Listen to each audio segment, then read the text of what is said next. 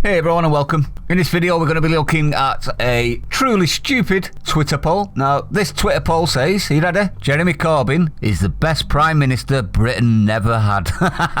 Oh, I agree with that one. It is best that we never got him as a British Prime Minister. Imagine that. Doomed. We'd be doomed, we would. The former Labour leader wins the Times radio poll despite leading the party to its worst election defeat since, was it the 1933s? Now, in this Twitter poll, he's been voted the best Prime Minister Britain never had, which in my opinion proves how far the censorship has gone on Twitter, doesn't it? We all know the left can't handle facts and reason, and they block you for less. Do we think they asked a broad range of people, or just Corbynista complaining Karens and soy boy Steves, the moaning minis of politics? I assume the latter. Support of Mr Corbyn, who is the MP for Islington North, piled in to give him his lead over former Liberal Democrat Charles Kennedy in the final vote with 57.7%. That is embarrassing, and if the grumpy pissy grandad had honour, he'd have sloped off never to be heard of again, wouldn't he? Bit like Blair, just F off both of you, retire gracefully. But no, they won't. Times radio presenter Matt Chorley's World Cup of Best PMs We Never Had saw some 12,000 Twitter users get involved. 12k, so even on Twitter, the furthest left-leaning social media platforms there are, they still could only rustle up 12,000 that liked him more than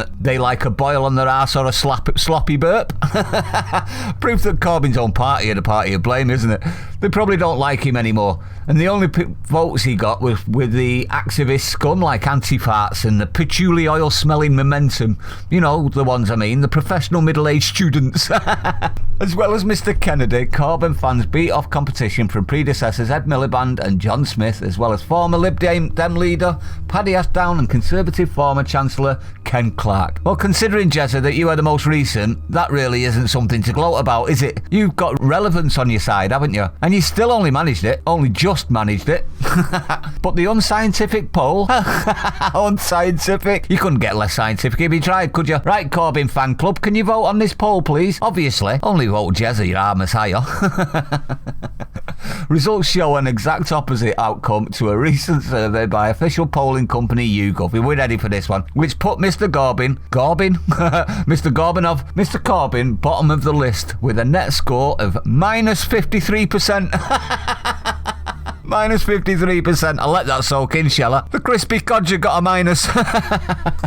Mr Smith was top with a net score of 11%. Woo! Closely followed by Labour's Nye Bevan, the architect of the NHS, on 8%. This is funny. I'm just shocked that support for the snivel weasel has died off so quickly. Jeremy, you obviously didn't even cause a ripple. For Labour voters even. Shameful. Bed with no tea for you naughty boy. Now, what's your opinion on this one, everyone? Do you think... this is just obviously just momentum activists. So we know roughly we've got 12,000 of them. It's not too big a number, is it? When you think of it like that, it's nothing. They're not even a ripple in a pond, are they really? But anyway, let me know. Like, comment, subscribe, share it out, everyone. Stay safe. See you on the next one.